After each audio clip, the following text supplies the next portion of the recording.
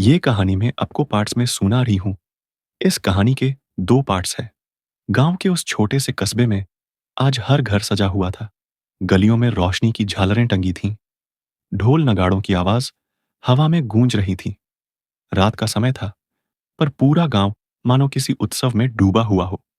लेकिन एक घर ऐसा था, जहाँ सजावट जितनी खूबसूरत थी, उतना ही भीतर का दर्द गहरा। वो घर था रामप्रसाद का, गाँव का एक सम्मानित आदमी, जिसकी इकलौती बेटी सिया आज दुल्हन बनी थी। सुहाग के जोड़े में सजी सिया कमरे में बैठी थी। उसके चेहरे पर हल्की मुस्कान थी, मगर आंखों में छुपा हुआ डर और भावनाओं का समंदर साफ झलक रहा था। चारों तरफ सहेलियां उसे घेरे थीं। कोई मेहंदी की बातें कर रही थी, कोई गहनों की। लेकिन सिया का मन बार बार एक ही ओर जा रहा था, अपने बाबुल की ओर। बाहर आंगन में बाबुल यानी राम प्रसाद छतरी वाले मंडप के नीचे बैठे बार बार अपनी आंखें पोंछ रहे थे। मेहमान आते, उन्हें आशीर्वाद देते और कहते, बधाई हो रामप्रसाद जी, आज आपकी बेटी रानी बनकर जा रही है। पर उनके दिल के भीतर तूफान मचा हुआ था। वो जानते थे कि आज की रात के बाद उनका आंगन सूना हो जाएगा। ढोलक और शहनाई की गूंज के बीच अचानक गांव के बच्चे दौड़ते हुए चिल्लाए, बारात आ गई, बारात आ गई। सुनते ही पूरे घर में हलचल मच गई। औरतें थालियों में आरती के दिए सजाने लगीं। बच्चे दरवाजे पर दौड़ पड़े और रिश्तेदार हंसी खुशी स्वागत की तैयारी में जुट गए। रामप्रसाद के पैर जैसे थम गए। उनकी आंखों के सामने एक एक तस्वीर घूमने लगी। सिया का बचपन, उसकी किलकारियां, उसका पहला स्कूल जाना, उसका रुआंसा चेहरा जब वो पहली बार उनसे दूर हुई थी। आज वही सिया उन्हें छोड़ हमेशा के लिए किसी और के घर जाने वाली थी। बारात के घोड़े पर दूल्हा शेरवानी पहने मुस्कुरा रहा था। बैंड बाजे की धुन पर बाराती नाच रहे थे। आसमान में पटाखों की रोशनी फैल रही थी। गांव की औरतें छतों पर खड़ी होकर तमाशा देख रही थीं। दरवाजे पर जैसे ही बारात पहुंची, सिया की मां सावित्री थाली में आरती और कुमकुम लेकर खड़ी हो गई। लेकिन उनकी आंखों में आंसू रुक नहीं पा रहे थे। थाली कांप रही थी। रिश्तेदारों ने संभाला, पर दिल कौन संभालता। अंदर बैठी सिया ने खिड़की से झांका। बारात देख उसका चेहरा पीला पड़ गया। उसे याद आया कि यही वो पल है जिसका उसने कितनी बार सपना देखा था, पर अब हकीकत में यह सपना उसे तोड़ रहा था। उसने धीमी आवाज में सहेली से कहा, देख, बारात आ गई, अब बाबुल का आंगन छोड़ना पड़ेगा। और उसकी आंखों से आंसू निकलने लगे। इधर आंगन में रामप्रसाद ने दूल्हे के पांव छुए। सबने जयमाला और रस्मों की बातें शुरू कर दी। पर रामप्रसाद की आंखें बार बार उस दरवाजे की ओर उठ जातीं, जहां से उनकी लाडली बेटी दुल्हन के रूप में बाहर आने वाली थी। गांव के लोग कहते, वाह, क्या किस्मत है रामप्रसाद जी की, ऐसी सुंदर बेटी और इतना अच्छा रिश्ता मिला। रामप्रसाद बस मुस्कुरा देते। कोई नहीं जानता था कि उनके दिल का टुकड़ा उनसे छिनने वाला है। ढोल नगाड़ों की गूंज बढ़ती जा रही थी। दुल्हन के बुलाने का समय आ गया। अंदर से औरतों की आवाजें आईं, चलो, बिटिया को बाहर लाओ, अब जयमाला होगी। सिया की मां ने जाकर अपनी बेटी का चेहरा देखा। वो रो पड़ी और गले से लगा लिया। बिटिया, देख, बारात आई है, अब तेरा समय आ गया है। सिया ने मां का आंचल पकड़ लिया। अम्मा, मुझे मत छोड़ो, बाबुल से कैसे दूर रहूंगी। कमरे में सन्नाटा छा गया। सहेलियों की आंखें भी नम हो गईं। सब जानते थे कि ये आंसू केवल दुल्हन के नहीं, बल्कि पूरे घर के हैं। रामप्रसाद भी धीरे धीरे अंदर आए। उन्होंने अपनी बेटी को देखा। आंखों में आंसू थे, पर चेहरे पर मजबूर मुस्कान। उन्होंने सिया के सिर पर हाथ रखा और धीमे से कहा, बिटिया, रो मत, ये सब रस्म है, तू तो हमेशा मेरे दिल में रहेगी। उनकी आवाज कांप रही थी। पूरा घर उस पल मौन हो गया। ढोल नगाड़ों की गूंज धीरे धीरे थमने लगी थी। बारातियों को खाने पीने में लगाया जा चुका था और मंडप में पंडित जी मंत्रों की तैयारी करने लगे थे।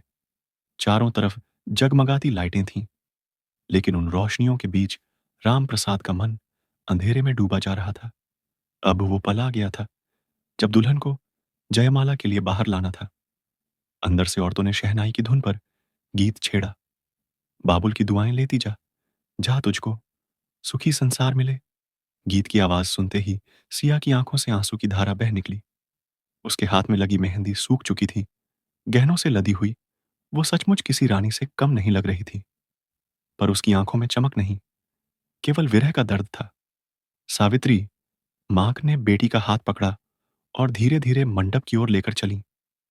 हर कदम पर सिया के पांव भारी हो रहे थे, मानो जमीन उसे जाने नहीं देना चाहती हो। रामप्रसाद पहले से ही मंडप में खड़े थे। जैसे ही उन्होंने अपनी बिटिया को आते देखा, उनका दिल बैठ गया। ये वही बिटिया है जो कभी मेरी उंगली पकड़कर चलना सीखती थी, आज किसी और का हाथ थामने जा रही है। उनके गले से आवाज ही नहीं निकल रही थी। दूल्हा मंडप में खड़ा मुस्कुरा रहा था। बाराती तालियां बजा रहे थे। औरतें खुशी के गीत गा रही थीं। लेकिन उस खुशी के बीच रामप्रसाद और सिया के आंसू किसी को दिखाई नहीं दे रहे थे। सिया को मंडप में लाकर खड़ा किया गया। पंडित जी ने कहा, अब वर और वधू एक दूसरे को जयमाला पहनाए। दूल्हे ने हंसते हुए माला उठाई और सहजता से सिया के गले में डाल दी। लेकिन जब सिया की बारी आई, उसके हाथ कांप रहे थे। उसने कांपते हाथों से माला उठाई और जैसे तैसे दूल्हे के गले में डाल दी। तालियां बजीं, बैंड बाजा फिर गूंजा और चारों तरफ शोर हुआ, वाह वाह, कितनी सुंदर जोड़ी है। लेकिन उस शोर में दब गई सिया की सिसकी और बाबुल की टूटी हुई सांसें। जयमाला के बाद अगली रस्में शुरू हुईं। पंडित जी ने मंडप में अग्नि जलाई।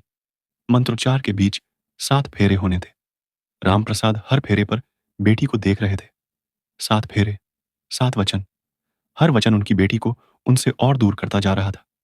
पहले फेरे पर उन्होंने सोचा, काश ये समय थम जाए और मेरी बिटिया कभी मुझसे दूर न जाए। दूसरे फेरे पर, मेरी लाडली की हंसी हमेशा बनी रहे।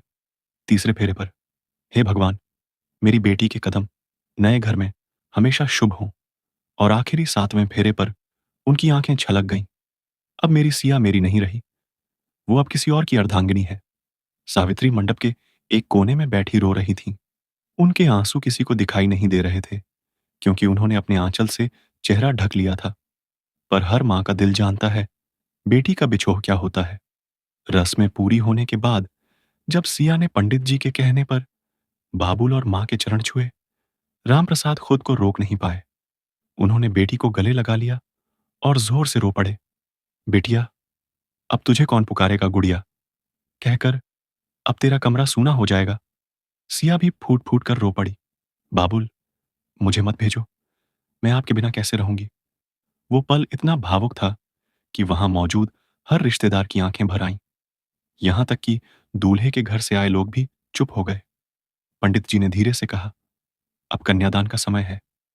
रामप्रसाद के हाथ कांप गए। कन्यादान यानी अपनी संतान को किसी और को सौंप देना, वो भी वही संतान जिसे उन्होंने 9 महीने मां के गर्भ में पाला, बचपन में उंगली पकड़कर चलना सिखाया, हर दर्द में सीने से लगाया। आज वही संतान उनसे हमेशा के लिए दूर हो रही थी। रामप्रसाद ने कांपते हाथों से अपनी बेटी का हाथ दूल्हे के हाथ में रखा और पंडित जी के मंत्रों के बीच कहा, आज से मेरी बिटिया आपकी हुई, अब आप ही इसके सब कुछ हैं। जैसे ही ये शब्द निकले, रामप्रसाद की रूह कांप गई। उनकी आंखों से आंसुओं की झड़ी लग गई। पूरे आंगन में सन्नाटा छा गया। सिया रोते रोते सोच रही थी, क्या सचमुच मैं अब अपने बाबुल की नहीं रही? क्या मेरा मायका अब केवल मायका ही रहेगा, मेरा घर नहीं? रात गहराने लगी थी। शादी की सारी रस्में पूरी हो चुकी थीं। मंडप की अग्नि धीमी पड़ चुकी थी। शहनाई की धुन भी थककर धीमी हो गई थी। अब वो पल आ गया था जिसे सोचकर रामप्रसाद और सावित्री का दिल कांप रहा था। विदाई। आंगन में खड़े रिश्तेदारों की आंखें बार बार दुल्हन की ओर उठ रही थीं। सिया लाल जोड़े में सजी पलंग पर बैठी थी। उसकी आंखें सूज चुकी थीं। लगातार रो रो कर वो थक चुकी थी। उसकी सहेलियां पास बैठी थीं, पर उनकी हंसी अब खामोश हो चुकी थी। पंडित जी ने आवाज दी, अब विदाई की तैयारी कीजिए। ये शब्द सुनते ही पूरा घर सन्न हो गया। रामप्रसाद जैसे पत्थर बन गए। सावित्री ने सीने पर हाथ रखा, मानो दिल वहीं रुक जाएगा। औरतों ने फिर से विदाई के गीत छेड़ दिए। बाबुल मोरा, नहर छूटो ही जाए, चार कहार मिल, मोरी डोलियां सजावें। गीत की आवाज जैसे किसी ने जख्म पर नमक छिड़क दिया हो। सिया फूट फूट कर रो पड़ी। रामप्रसाद धीरे धीरे बेटी के पास पहुंचे। उन्होंने उसके आंसू पोंछने की कोशिश की, लेकिन खुद की आंखें छलक पड़ीं। बिटिया, मत रो। ये हर बेटी की किस्मत है। तेरा बाबुल तुझे कभी भूल नहीं पाएगा। सिया ने बाबुल के गले में बाहें डाल दी। बाबुल, मुझे मत भेजो। मैं आपके बिना कैसे रहूंगी? मुझे आपका आंगन छोड़कर नहीं जाना। उनकी यह पुकार सुनकर वहां मौजूद हर शख्स की आंखें भर आईं। यहां तक कि दूल्हे की मां भी आंचल से आंसू पोंछ रही थीं। सावित्री पास आकर बोली, बिटिया, अब तू पराई हो गई है। अपने ससुराल जा। वहां भी तेरा घर है। हमें भूलना मत। सिया ने मां के पैर पकड़ लिए। अम्मा, मैं रोज आपको याद करूंगी। बिना आपके मैं कैसे रहूंगी? विदाई के लिए डोली तैयार की गई। चार कहार खड़े हो गए। जैसे ही दुल्हन को डोली में बैठाने का समय आया, रामप्रसाद की हिम्मत जवाब दे गई। उन्होंने जोर से बेटी का हाथ पकड़ लिया और कहने लगे, नहीं, मैं अपनी गुड़िया को कैसे भेज दूं? वो मेरी जान है। मैं इसके बिना जी नहीं पाऊंगा। सारा आंगन सिसकियों से भर गया। रिश्तेदारों ने उन्हें संभाला। रामप्रसाद जी, हिम्मत रखिए। यही तो संसार का नियम है। आखिरकार आंसुओं के बीच सिया को डोली में बैठा दिया गया। ढोल नगाड़ों की आवाज फिर से गूंज उठी, लेकिन इस बार वह खुशी का नहीं, बिछोह का शोर लग रहा था। डोली के उठते ही सिया ने खिड़की से हाथ बाहर निकाला और पुकारने लगी, बाबुल, अम्मा, मुझे मत छोड़ो। मैं आपके बिना नहीं रह पाऊंगी। रामप्रसाद पीछे पीछे भागे, लेकिन रिश्तेदारों ने उन्हें रोक लिया। उनकी आंखों से आंसू बह रहे थे और दिल से निकल रही थी एक ही आवाज, हे भगवान, मेरी बिटिया को सुख देना, उसके आंसू मुझे दे देना। सावित्री वहीं आंगन में गिर पड़ी। रिश्तेदारों ने उन्हें संभाला। उनका कलेजा चीर कर कोई ले गया था। डोली धीरे धीरे घर से दूर चली गई। ढोल नगाड़े और बारात का शोर गली से बाहर निकल गया। अब उस घर में केवल सन्नाटा और आंसुओं की आवाज बची थी। रामप्रसाद ने सूना आंगन देखा। बिटिया का कमरा खाली पड़ा था। खिलौने और बचपन की यादें चारों तरफ बिखरी थीं। उन्होंने धीरे से कमरे में कदम रखा और दीवार से टिक कर फूट फूट कर रो पड़े। गुड़िया, तू क्यों चली गई? तेरे बिना यह घर कैसा लगेगा? सावित्री भी उनके पास आ गई। दोनों एक दूसरे से लिपट कर रोते रहे। पूरा घर उस रात जागता रहा। पर बेटी की किलकारियां अब कभी वहां गूंजने वाली नहीं थीं। डोली गांव की गलियों से निकलकर दूर चली गई। पटाखों की आवाज भी अब धीमी हो गई थी। घर का आंगन, जो कुछ देर पहले रोशनी और शोर से भरा था, अब सन्नाटे से गूंज रहा था। रामप्रसाद खाली आंगन में खड़े थे। उनके कदम अपने आप उस कमरे की ओर बढ़े जहां उनकी लाडली सिया बैठा करती थी। कमरे का दरवाजा आधा खुला था। भीतर वही बिस्तर सजा था जिस पर बैठकर सिया ने शादी से पहले मां से लिपटकर आंसू बहाए थे। दीवार पर बचपन के खिलौने टंगे थे। अलमारी में उसकी किताबें रखी थीं। रामप्रसाद ने उन किताबों को उठाकर सीने से लगा लिया और वहीं बिस्तर पर बैठकर रो पड़े।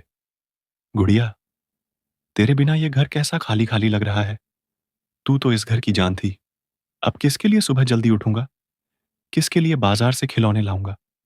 किसके लिए मिठाई छुपाकर रखूंगा? उनकी आंखों से आंसू थम ही नहीं रहे थे। सावित्री भी कमरे में आई। उन्होंने रोते हुए कहा, रामप्रसाद, अब रोना बंद करो। बेटी तो सबकी पराई होती है, पर खुद का कलेजा भी तो फटा जा रहा था। उन्होंने अलमारी खोली तो उसमें सिया का बचपन का फ्रॉक पड़ा मिला। उन्होंने उसे उठाकर गले से लगाया और सिसक उठी, हे भगवान, ये कैसा रिवाज है? क्यों हर माँ बाप को अपनी लाडली को यूं विदा करना पड़ता है? इधर